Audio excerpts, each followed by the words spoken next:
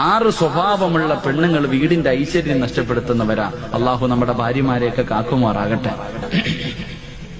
വീടിന്റെ ഐശ്വര്യം നഷ്ടപ്പെടുത്തി കളയുന്ന ഒന്നാമത്തെ ഭാര്യ, എന്റെ പ്രിയമുള്ള സഹോദരങ്ങളെ, എപ്പോഴും രോഗം നടിക്കുന്നവളാ. അള്ളാഹു നമ്മളെ കാക്കുമാറാകട്ടെ. 2, എന്റെ പ്രിയമുള്ള സഹോദരങ്ങളെ, രണ്ടാമത്തെ ഭാര്യ ചെയ്ത നന്മകൾ എടുത്തു പറയുന്നവളാ. ചെയ്ത നന്മകൾ എടുത്തെടുത്ത് പറയുന്നവൾ, അവൾ നല്ലവളല്ല.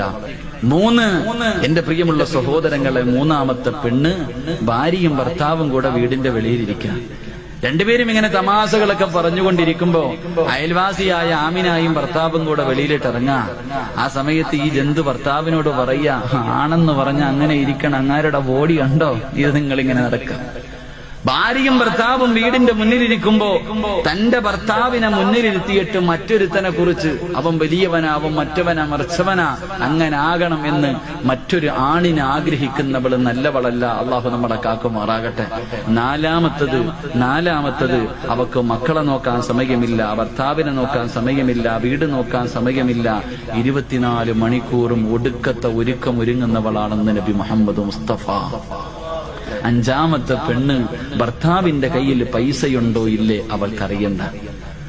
ഭർത്താവിന്റെ കയ്യിൽ പണമുണ്ടോ ഇല്ല അതൊന്നും അറിയണ്ട.